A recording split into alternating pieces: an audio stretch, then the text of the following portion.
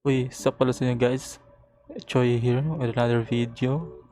May tatlong update si Ross na pinost ngayon. And itong isa is about sa day kung kailan lalabas yung close beta test, yung mga naka-pre-register. Then may videos na ditong pinost eh. Panoorin mo natin yung videos sa kung gaano na ba sila, how far have they come on fixing the game, then on if it's ready na ba. So panoorin natin. Ito, basahin natin. Hey survivors, we know it's been quiet for a while, but don't mistake the silence for inactivity, kasi matagal na din last post nila. Ano na ba? August, then last July. So yeah. Behind the scenes, huge progress has been happening. The team has been working hard, bringing improvements and preparing for something special for everyone who has been waiting. Today, we're finally ready to give you a glimpse of what's coming. Check out the video. Check out the video below and see what's next for the Rolls of Survival Legacy. Stay the valuable calling. So, panoorin natin. Let's go. Yun, lakas ng audio. Mababa natin. Yun yung Christmas song ng Ross. Okay, ganito TikTok kay Zai Pass. Real pa Sister Zai Pass. Okay, let's go. May animation na pag-break ng glass. Then meron na yung guns. Driving vehicle. Yun. Iba pa rin yung skin ng vehicle. Transparent. In-game bot and PC. Uy, may bot na din. Yun. Walang body. Walang damage indicator. Meron din yung swim. Yung movement ng swim. Okay. Ano yung jet ski? New vehicle. Buggy. Yun yung Rambo. Ay, same skin. Yun lang pala nalabas yan. Yung isa lang yung vehicle last time eh. Okay, may dalawang vehicle na. So, papates. Wait, nangyari?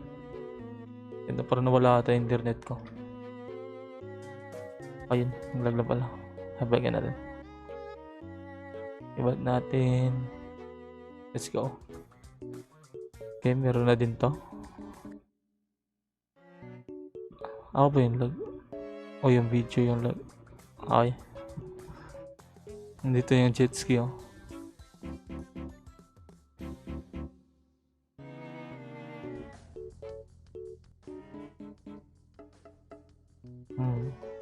Pero di pa naglo-load yung character sa jet ski. Ano yan?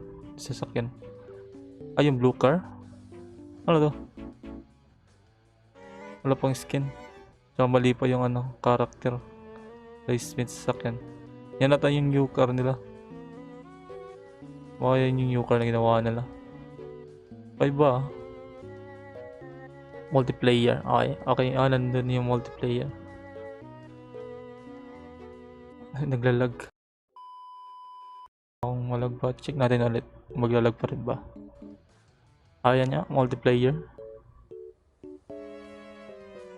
Yun. May global chat na din. G-ulit, let's go. What the fuck? Love invitation. Damn. Pwede na full squad. Or squad. Kalimutan ka na. Kay item. Meron ng bala, di katulad last time, walang mga baril. May baril pero walang bala. May attachment na din. Scope issue fix. Fix na yung issue ng scope. Sana gamitin lang build yun, naglalag ulit. At yun na nga. Pero sana yung gamitin lang yung tawag ito version ng map ng Gili Island is yung wala pang train. Kasi sobrang useless ng train na to eh. If naalala ko, wala ganong gumagamit nito. Meron naman, kaso lang for content, something like that. Pero pagkatapos ng ilang weeks, wala din. Naging useless din yung train. So sana tanggalan na to para make it more post natin video, more light. Hindi gano'ng mag-lag yung game rendering. Pero mahirap ata yan. Okay. Let's look at it again. Healer effect fix. Ayan, dito yung healer effect. Makakapag-boost na ng speed. Oh my god, sa palag kaagi. Kaya pa ba? Kaya ba today? Okay, healer effects. Fix na ba? Yun? Ay, may move. Sobrang lag. Ay, visit talaga tong video na to. Meron na. Merong boost sa speed ng character pag nag-healer. Yung taas ng jump gagi. May jump boost na din. May mid-game sa asset. Aegis.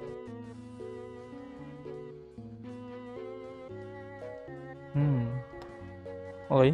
Ito na yung official launch ng game. Bakita nila. Rose Legacy na sulit. Okay. And then, return to lobby working.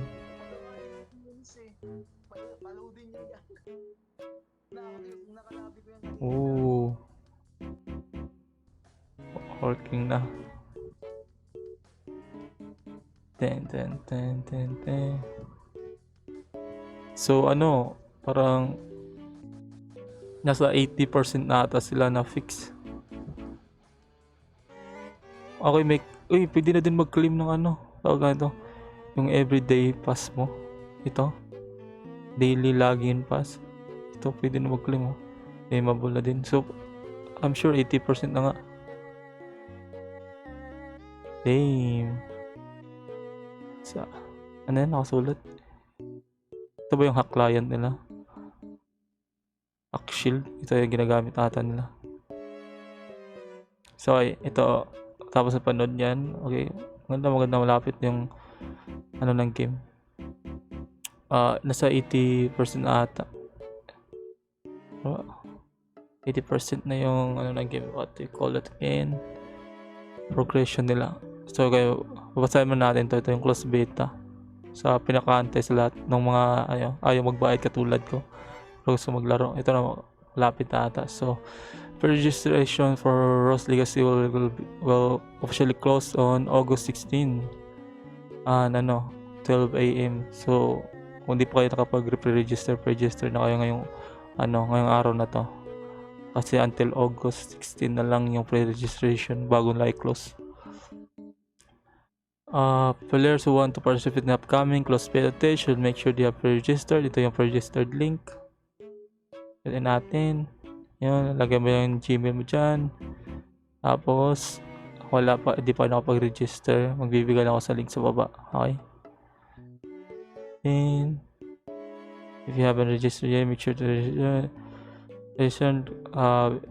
To do before registration closes. Thank you for supporting. Ito na yung confirmation na close beta test. So, pre-register kung kailan na ba.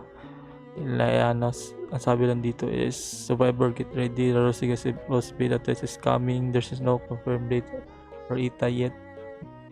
We'll announce schedule ready. Stay tuned.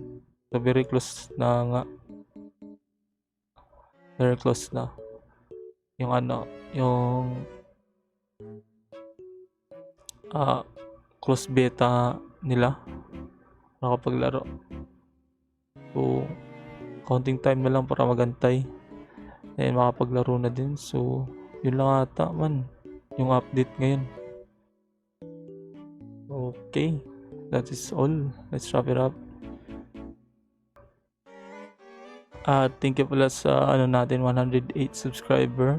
Thank you very much sa mga nag-subscribe dyan. And then watch na rin yung ibang video natin kung hindi nyo pa napapanood kasi marami tayong content dyan. Tapos all of our content Rose Legacy based. Baka gusto ko yung matanong. Tapos may sinasagutan din ako ito. Tulad ito.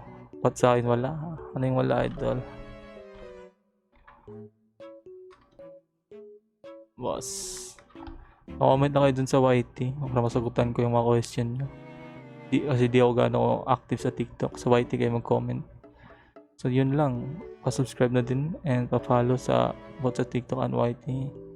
And see you next video natin. Bye.